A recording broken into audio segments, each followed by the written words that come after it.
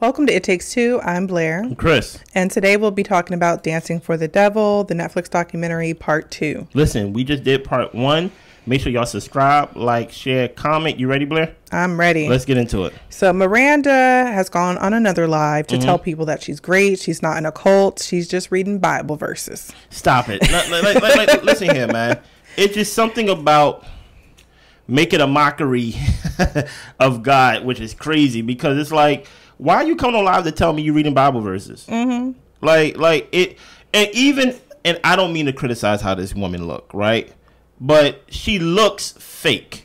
Like, it's something about her aura that just gives off, like, not authentic. Not authentic at all. Mm-hmm. And I'm not talking about personality. I'm just looking like she looks like she sat in a chair and people, you know what? We gonna change your hair. We gonna change your makeup. We gonna change the way you talk. We gonna change everything about you to where we gonna scrub you away from you as much as possible. Mm-hmm. And she looked like a whole different person, especially compared to her sister and things like that. Or even like when her sister said in Part 1 that I hugged her and I didn't even like, it felt like I was hugging a wall. They've been basically grooming her ever since she stepped in. You get what I'm saying? And basically making her basically like the, I don't want to say white knight of dancers because I don't know who she is. You know what I'm saying? But she just has this certain look that's very like, oh, that looks fake. Yeah. You know what I mean? So the family was concerned about her, so they flew to California. Uh-huh. They figured out where she was based off of the backgrounds of the video. Yeah. From the dances that they were doing. So Robert's over here telling the congregation not to believe everything they hear and not to believe everything they see when it comes to the articles that's coming out after the Wilkins video. First of all, if I go to a church, I'm coming in for the Lord. If you got to give me PSA announcements every time I come in there, basically say, don't worry about the cameras outside, don't worry about things that's going on, you know what, the Lord's making us famous, I'll be like, you know what, this ain't the place for me. Yeah, this ain't the place for me. There's as much churches as liquor stores. You get what I'm saying? You can find a church, just throw a rock and go to that church, you know? Yeah. Well, a Rolling Stones writer ended up reaching out to some former Shekinah members. Yeah. And we learn a story about Melanie Lee and her sister. Well, Melanie Lee left Shekinah 11 years prior to the 7M dancing situation. And when she was leaving, she immediately was wondering, you know, well, where is my sister? She didn't get a response from her sister.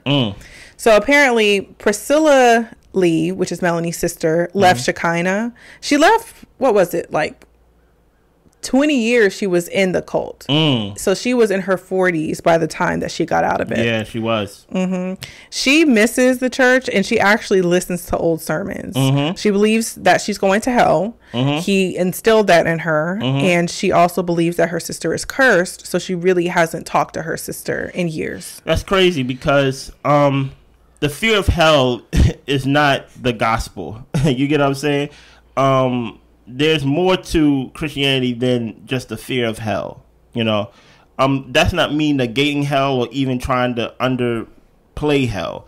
But usually whenever somebody uses the power of hell, they don't have no power. So they're just trying to use fear as their power. And it sounds crazy, but the thing about the bad times is that it's mixed in with some good times. So when she was part of that church, I'm sure it was a lot of bad times that caused her to leave the church overall. But it's so mixed in with the good times that she's like, you know what, it was a good, you know, for 20 years, I should develop some friendships. I knew these people basically for a good majority of my adulthood, you know. So there is a part of her which I can understand why she listens to old sermons, because there's a part in her mind that she's trying to justify. If he just would have preached the word and things like that, it just would have been good and things like that. But all of it was basically a ploy to trick everybody. Right. And it's kind of hard to wrap your mind around that of, I really was tricked for 20 years. None of it for 20 years was real. It's like maybe the last 3 wasn't real, but no, like it's that realistic to where like, yes, all of it was not real. You get what I'm saying? And it's kind of hard to digest, so I kind of empathize with her. Yeah. So we learn more about Melanie and Priscilla and how they grew up. So they were growing up in Korea when their dad left. Their mom suffered with alcoholism.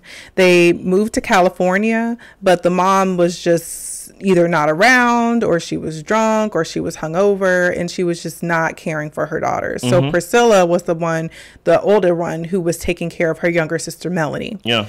And Priscilla didn't allow Melanie to go out, to have friends, to go do stuff, because she just did not trust anybody.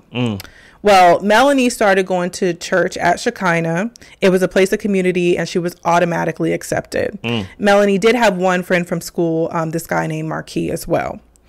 And the thing is with the church as well is that it was a Korean church. And I think that also played a role in Melanie and Priscilla joining and just kind of feeling like this is the family community, or the community that we wish we had if our parents weren't so what is it we're called? Dysfunctional. So I think that's also what drew them in. It's always something, yep. So it started as a regular church. There was Robert's sister named Catherine who accepted Melanie and Priscilla as her own daughters. Melanie invited Marquis to come to the church, and he just felt like Robert's style was an imitation of the black church, and he was not going to join. He's like, thanks, but no thanks. Now, it's funny because did you recognize him? I knew I recognized his face from somewhere. I couldn't pinpoint it, but he's an actor.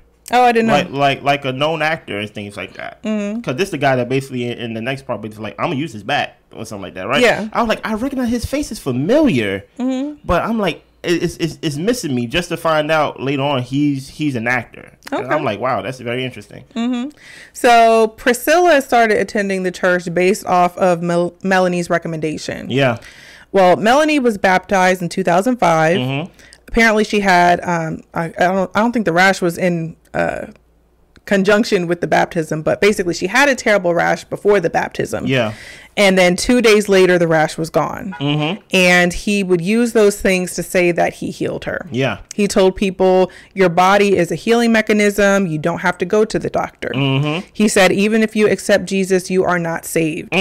Priscilla said by getting close to Robert, she felt that she was getting close to God. Now imagine this, Blair. You have a rash. She said this rash was so bad. It was very, very bad to where she was in pain, right? You have a rash. They said, you know what, you need to get baptized. You get baptized, the pastor pray over you and things like that, and then you tried everything, but days later the rash is gone after all this. I would think it's a miracle too. See what I mean? Yeah. Listen here, man. Be careful. The devil know how to do miracles too. You know what I mean? And the thing about it, she said that she was putting things on her face like alcohol and just things like. She said maybe it's the alcohol and the salt water. Maybe like if that mixed and fixed it. It's just sometimes coincidence, or it's just something you just can't explain. Yeah. You get what I'm saying? But many times than not, you can test it by just like, hey, y'all still acting weird. Thank you for healing the rash, but I'm out of here. Yeah. You know what I'm saying? Like it just like the rash would have to come back for me to come back. You get what I'm saying? Yeah. So Melanie is saying that the church members were all living in houses together, but they were in different houses that Robert and Catherine owned or rented out to them. So they would move them around, and eventually they separated the sisters. Isolation. And then she was no longer allowed to go talk to her sister. So we in the same church. I'm not allowed to talk to my sister. Yeah. Also, when I'm rooming and boarding with the church, that's also, I'm sorry, I don't, maybe there's some churches that do it the right way. I never heard of it. If my church got to room me, I'm sorry, I got to go find another church. You get what I'm saying? Especially to the point where they couldn't choose their roommates. Yeah. Like, you go live with this person.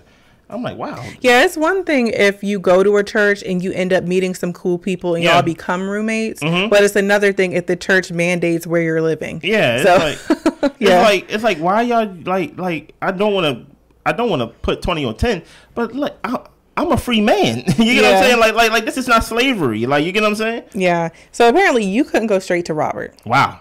You were assigned a spiritual mentor. They showed us like a chart of basically all the mentors going down from Robert. And it was a lot of people. Okay. It was a lot of people before you even got to Robert. Any thoughts you had to report to your mentor. Let me repeat that again. Take your time. Any thoughts you had, you had to report to your mentor because your thoughts were not your own. It's not your own, it's mine. They needed to get approval for anything they wanted to do by their mentor. Now, this is where they mix in the Christianity with the lies. Your thoughts are not necessarily your own, no. Sometimes thoughts just come and they aren't necessarily from God and they aren't necessarily the best thoughts. But I do not and should not be reporting my thoughts to another person for them to go on and say all the thoughts that I'm having, whether they're good or bad. Like, not every thought needs to be spoken. This is where he picks up on the black church type of the way they operate. The reason why they want you to report your thoughts is so they can always know how to basically groom you more and basically chain you down more. If you, I have this saying. Me and one of my best friends, we have a podcast called Mark Our Words Podcast. If y'all want to, y'all can subscribe to that, right? And we talked about basically like the cults thing. And truth be told, if you, and I'm talking to black people specifically because you mainly see this in black churches. If you let your pastor just be your pastor, he probably be the best pastor, right? But many times than not, pastors want to take on the hat of counselor, financial advisor, freaking travel agent. You get what I'm saying? Like, they want to be everything except pastor, right? And so the fact that just a simple rooming and boarding and things like that, now he's technically your landlord now. It's weird, right? Yeah. But the thing about it is, if you're quiet and you don't tell me anything, how can I now use what I know about you to basically hold you down more? So basically, any thought you have, come tell me, report it to somebody so they can tell me. And then when I tell you what you told somebody else, you make it seem like, oh no, like the man of God knows. Yeah. It's all it's a pyramid scheme. Like it's basically like, it's literally a pyramid scheme. But yeah, we will see more. Continue. So basically, everyone was also encouraged to tell on each other. And that's what they did in order to please Robert. And I wonder if that was, sometimes you are told to do something, but sometimes you could be indoctrinated and without it actually being told out loud, hey, tell on your friends, tell on things like that. Many times than not, what happens is, and I don't want to take it to slavery, they just make an example out of one person. Yeah. And then you kind of just learn from like just seeing it. Yeah. Oh, this is how it's supposed to be. Yeah. So somebody probably got in trouble or there was benefits to snitching and they was like, oh, it's benefits? I ain't got no money. You know what I mean? Okay, I'm going to report to Robert. So they send a little email. They show a little thing on the video. And honestly, this makes me think of North Korea, to be honest. That's exactly where my head went. I don't know where Robert is from, which Korea he from. I don't know. Maybe not North Korea. I mean, he would have to defect, but possibly. I don't know. But it sounds like North Korea basically like instilling this fear in these people of basically you and your lineage are going to be offed or cursed if you don't fall in line. Yeah. You know? And it's crazy. So they be over there writing the email like, hey, yeah, I saw Sister Blair take an extra piece of cornbread out the fridge. Yeah, because if you don't tell, then you're in trouble for not telling. Exactly. So it's like, oh my goodness, I'm in trouble for doing nothing? Yeah. Blair took the cornbread. but you saw her. But let's continue. So he would target young people, make them work. All of their money would go to him. They wouldn't mind, though, because they didn't have any money to begin with. So they were just happy to have any type of money. So they just tie it for free. So what he did at the time when Melanie and Priscilla were in the church is he would open several businesses and have the church people working in those companies. And he had them working Monday through Saturday, 7 to 7, getting paid $100 a week. Wow. In LA. Yes. But he's like, you can live with me. No. and I only charge you $200 a month. Just why are you charging me? But that's half my money anyway. So the real estate company made over $1 million for Robert. Hannah Shinn had full access to Priscilla's account. I think that was another one of his daughters, or was that his wife at the time? I think it was the wife. Whoever it was. Yeah. But Priscilla could never touch her money. Priscilla was told to sign her checks, all of them, in the check booklet, and Hannah would fill it out for wherever the money needed to go. So that in itself, the fact that Blair said something, that all these people was young, right? Even something as simple as broken family homes. You get what I'm saying? When there's not a functional parent in the house, as Blair was describing their background when it comes to their parents, it was dysfunction. You know, if somebody was to tell me to sign my signature on all my checks, I don't know what I do. Yeah. In the sense of, I'll probably punch you in the face. I don't know if I'm going to kick you. I don't know if I'm going to punch you. I don't know in the sense of, I don't know what I'm going to do if I'm going to do it. Yeah. Me signing everything is never an option, yeah, right? The answer is no. But the option is, do I kick you? Do I bite you? Do I punch you? Because that in itself is like, wow. Do y'all hear yourselves? Yeah. How impressionable were you at this age? How down on your luck were you at this age? And I know it has to be embarrassing retelling the story and like, of course, like it was just stupid. You know what I mean? Yeah. Yeah. Don't sign the check you're going to use. That's it. That's really all. Okay. Yeah. Don't ever sign all your checks at one time. Yeah. And then give it to somebody. Exactly. So Priscilla was saying, eventually, honestly, she was just left with $80 every 2 weeks. Mm-hmm. Robert was trying to break into Hollywood, so he made some independent films. Mm-hmm. He encouraged people to bless the pastor with the money.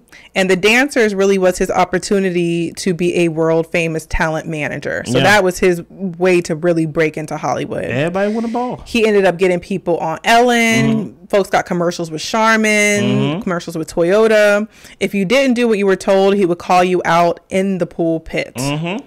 And not just like, oh, so-and-so didn't come to church yesterday. It was so-and-so didn't get the opportunity that they auditioned for. Yeah. And you are not pulling your weight when it comes to this church. Yeah. And it's just like, am I having a work review or a church review? Both. It's fear-mongering. And you see this in the black church to where, that's why I said, don't be telling y'all pastor y'all business because he go use it in their message. Right? It's a tool of power, right?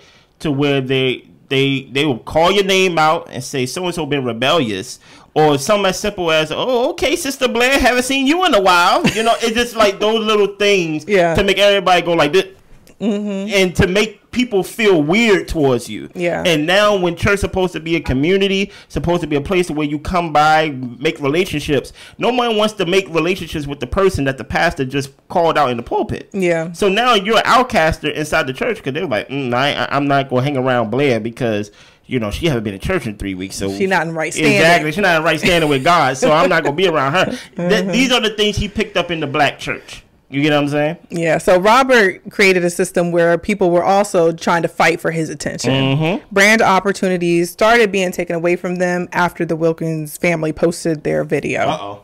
Robert's daughter ended up leaving the church. He said, "Who gives a F? No one's going to remember you." No, that's literally what he said. Now, here's the thing.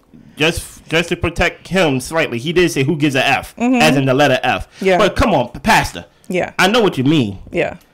I'm leaving. Yeah. Okay? It's just these signs of where he's already a millionaire by his companies. But I always tell Blair, people want a ball. People rather be famous than be financially free. That's why they like the likes on TikTok and they like the reposts and they like the views because people rather be known than be financially free. You get what I'm saying? Gotcha. Well, when his close people left, it was a turning point to where other members of the church were ready to leave too. Yeah. Some of the dancers ended up going on social media talking about how and why they left. Mm-hmm. Half of the dancers left. Mm-hmm. But Miranda stayed and Nick Reno stayed. Facts. Nick apparently blocked his parents. They flew out to see him. They showed up at his house multiple times while they were out there. Robert switched up and started telling everyone to contact your families. Do it, like cut them off in a way to where they don't know they've been cut off. Y'all making the block hot. So then Nick ends up texting his parents, telling them Panda Express 12:30. First of all, no. That's not how you talk to me, son. You trying to get me lined up. Mm-hmm. If my son, who I haven't talked to, haven't seen, he blocked me, just randomly text me Panda Express 12:30, I think I would have to do everything in my power to stop my wife from going. Mm-hmm. I'd be like, who do he think he talking to? Like, but Chris, we haven't talked to him in a while. We haven't seen him in years. But we're not going to Panda Express. Yeah. Sorry. Yeah. It just is what it is. He knows where we live. You get what I'm saying? My door is always open. And truth be told, I want you to come home so I can have the free will to do what I want to do to you in my house. Okay. I can't do what I want to do to you in Panda Express. So come home, son. We're a happy family. Okay. You know what I'm saying? The minute that door closed and it locks behind him, I'm stumping him out. Oh my goodness, Chris. I have to, because he caused dysfunction in my family. He made you cry and things like that. Because I'm really defending my wife, y'all. I'm not really beating my son. I'll get over the tears. You don't have to stomp him out. I gotta stomp him out. I gotta stomp him out, because he said Panda Express 12:30. I'm like, you're not the Joker. Yeah. And I'm not Batman. I'm not meeting you there. Yeah. Well, the parents see him, they hug him. Mom could tell he was being mistreated, and she just set the intention for them to see him again. See, she fell for it. She fell for it. That's why I gotta protect you, Blair. Well, with these new rules that Robert had in place, Miranda decided that she was going to meet up with her parents as well. They tried to talk to her about the pastor, and that's when she said, if this is how the meetings are going to go, then I'm not going to meet with y'all anymore. Yeah. They promised not to talk about the church with her anymore, and at this point, she is back in their life. Will you even be a happy parent to have your daughter back in your life, Blair?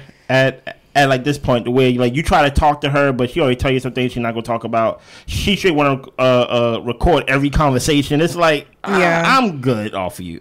Yeah, honestly, for me, like, it's hard to say because I'm not a parent, and I can understand them of just wanting to see her and just physically be in her presence. Yeah, but honestly, like, I kind of looked at it. I know we were talking about before, like, in the way of like your child being addicted to drugs. Like, at some point, like, they can't come in the house. Like, you're gonna steal from me. Like, you're a thief. Yeah, and in this situation, you're stealing my joy. Like, you are stealing the peace within my home because you have decided to join and be part of a cult, and there's no talking I can do to you. Like, until you get right and get healthy, I don't know if we can continue a relationship. Like, it wouldn't be good, and it wouldn't be honest or truthful and authentic if we had a relationship like this. It would just be a lie.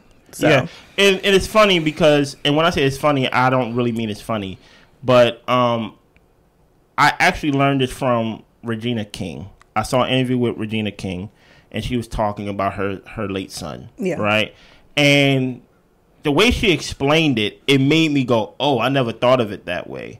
In the sense of how she's handling the grief and how she's handling basically transitioning on with her life. She said, I have to love my son enough to accept his decision. Whatever his decision, even though I don't agree with it.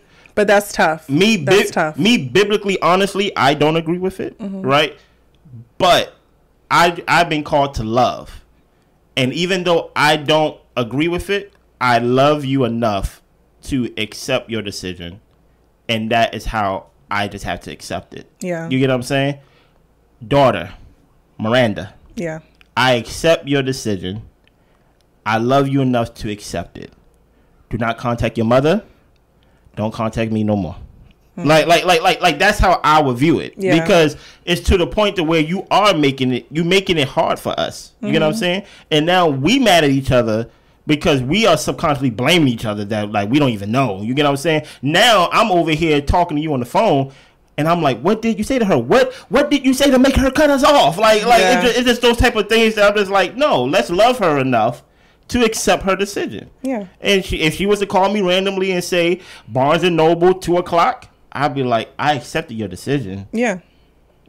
We're not going to be at Barnes & Noble. We got Amazon Prime. We go order the books we want. You know what I'm saying? It's just those type of things that you got to protect your peace, even from your own family. Yeah. You get what I'm saying? So Melanie thinks Miranda was doing all this for social media, pretty much, because every time they would come around, she'd have her phone out, she'd be on live, she'd be recording, she'd be like, we all got to get together and take pictures and make it seem like everything's cool. Nope. But it was all superficial. And truth be told, you would have been going back to that church with an F. Because he would have been going down like, hey, Miranda, where's the pictures and videos of your family? They not trying to meet up with me. They moved and everything. Yes, I accept your decision. Yeah. So they invite Melanie Lee to come over to the house so the family can get a little bit more insight about Robert and kind of how they can navigate the situation. And Melanie tells them not bringing it up makes Robert happy. And the mom says it's unbearable having her daughter not in her life. And Melanie says, if you keep being nice to her, she's going to think that she's doing nothing wrong and she will not miss her family. And this family is the closest to bringing Robert down. Melanie tells him to keep being aggressive because Miranda is not safe. And I was like, that's true. Like, you guys are kind of getting lulled into this place of peace and quiet because he's giving your daughter to you for 30 minutes every 6 months. And you think like, okay, we're happy with this. Like, no, like, she's not okay. Like, this is not something for you to just take breadcrumbs and be happy with. Yeah. So I was like, yeah, Melanie, you said the right thing. So and she opened my eyes too with something as simple as she's not safe. Right. Like you thinking that she's coming by, like Blair said, every 6 months for 30 minutes. Like, you got to keep in mind that she's not safe, and y'all are actually the close. This is not the time to take your foot off the gas. Y'all are the closest to bringing his whole establishment down. If you go on Instagram and TikTok right now, there are pages that just say exposing 7M, exposing 7M, multiple pages. So, and the fact that there's a documentary out right now, oh man, he's basically like trying to he's grasping at straws, I think. So there was a point where multiple girls said that Robert essayed them. Wow. He was promising them positions of possibly being his wife. Wow. They didn't know he already took a wife. Wow. Catherine, his sister, was a spokesperson for those women. She said that he was not the man of God. He talked about how he was seduced by the other women. But this is all like the women came into the church. The women came into the church and proclaimed these things in front of the congregation. And what did Robert do? He said that he was seduced by the women and he is still a man who has temptations, and he asked everyone for forgiveness. And everyone who was part of the congregation pretty much just forgave him. They was like, oh my goodness, look how humble he is. Listen here, I tell you this right now. If I was recording a review with Blair, picture this, and then you hear my front door get kicked open, and then someone is crying, because they described it as the woman was basically wailing. They was crying in the middle of the service, and someone comes in and say, Chris did this, Chris did this. Y'all would look at this video like, what the heck is going on? Yeah. I came here to watch a review, and now Chris is being accused, Blair's being accused of this. You'd be like, you know what? I'm going to click off. You get what I'm saying? So it just lets you know that even when he confessed to something, or even a little bit confessed, like, I'm a man with temptations, they kind of, trick me. People would actually choose to look the other way. Yeah. And be like, look how humble he is. You know what? I battle with that too, Pastor. You get what I'm saying? And it's like, no, it's so, because it takes the humanity out of you that you will silence the wailing cries of these women that have been SA'd, that are crying in the middle of the church service, and listen to the guy who did it. Right. You get what I'm saying? Well, when Catherine left, Robert lost a lot of his workers because a lot of the women left with her. He eventually love bombed Priscilla to try to help her build the workforce, and she stayed. Robert started making advances towards Priscilla and said that she needed to pay her price because he had done so much for her. What's the price, Pastor? The P. No. And that's wild. I ain't got it, Pastor. Well, Melanie actually coordinated her own exit around the time that she was supposed to move to another home. Yeah. Robert called her and was told that she needed to sleep with another member. She calls Marquis, her friend on the outside, and says, we're leaving tomorrow. Listen here, I thought we was leaving Thursday. I need you here in less than 24 hours. So Marquis came with a van in the back.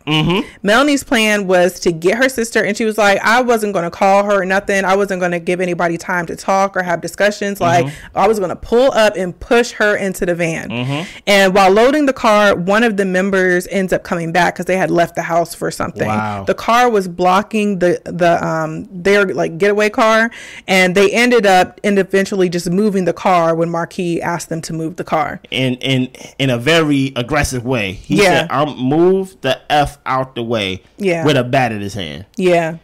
But apparently they had got to calling and texting and doing stuff. By the time Melanie called her sister, Priscilla said that she wasn't going to leave. And that was when they were in their 20s. Yes. I'm about to say, this is hard. Or like early 30s, something like that. Yeah, late 20s, early 30s. This is heartbreaking because you have this whole getaway plan, and you are actually a better man than me when it comes to, like, I'm going to go get my sister too. Sometimes you just got to save yourself.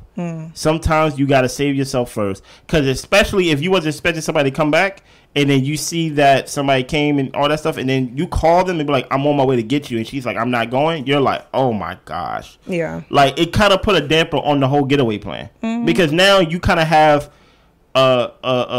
what is that called? Is it called survivor's remorse? Yeah. To where it's like you made it out with an opportunity to potentially get somebody else out, and it's like, dang, you know, and that's your sister. Yeah. You get what I'm saying? But that kind of goes back to you respecting people's decisions. You ain't trying to go. I can't sit around and wait here with you. I'm sorry. All right, bye-bye. Yeah. You know what I mean? Yeah. Well, after that, Robert said that Melanie betrayed him and she was cursed. Mm-hmm. He said Priscilla was the only one who could save Melanie from going to hell. Not Jesus. So he was desensitizing Priscilla for her to think it was okay for them to have sex. He made her think spending time with him was purifying her body. And that's why she was having all these stomach issues. She was having acid reflux, throwing up. That's the demons trying to come out of her. Priscilla lived like that for 10 years. Wow. She turned to the scripture for healing. She would stay in her room, and he would show up in her room whenever he wanted. So Hannah, the wife. So his wife started being really mean to Priscilla because she started catching on to what Robert was doing. Hannah started beating her up, ripping her room apart. Robert tells Priscilla that Hannah did nothing wrong. Wow. Hannah kept saying that this is her house. She's the woman of God. And that is the day that Priscilla realized that she'd rather go to hell than to stay there. But even when she left, it took her months to actually finally see her sister. Why? Why do you think that? I think because, like she said earlier, like she still was in the mindset that her sister was cursed, and she couldn't talk to her sister. So even though she was out of that place, her mind was still there, even to the point where she's really upset with Robert and she wants to sue and all these things, but she's still listening to his sermons every day. So her mind is just like fractured. Yeah. Yeah. What do you think? No, I think that as well. You agree? Yeah. So we see Priscilla and Melanie together. Melanie doesn't really know if she can trust Priscilla, and who's to say she won't go back in. Yeah. Well, when Priscilla left, she couldn't handle it. Any impulse or addiction she had that was from her past came back up, and she wanted to unalive herself. But she wanted to pursue justice, and she wants to make sure that Robert gets what he deserves. What is your thoughts on part 2? Because this took a very dark turn in part 2 compared to part 1. At least in part 1, I can laugh about certain stuff because you hear it like man of God attacks. But now it's like, whoa, you're dealing with people's like literally mental. Yeah, I mean, this is the part to where we actually get into the crimes against people. So it just makes everything a lot more heavier. And there's just the fact that, and I know for a lot of young people, you go into situations, you're just think, I'm the first one to do this. I'm the newest person. Like, this is a great brand new thing.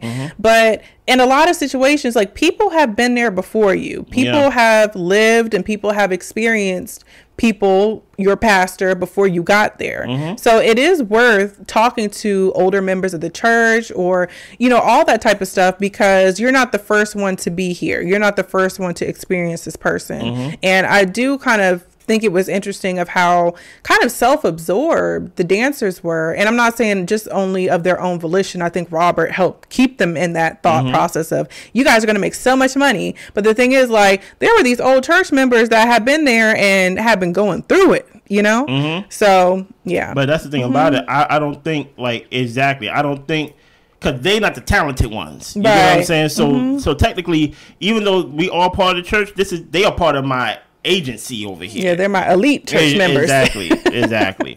Anything else? That's all I got. Listen here, we gonna do the final part. Y'all stick around. We'll be back. Bye.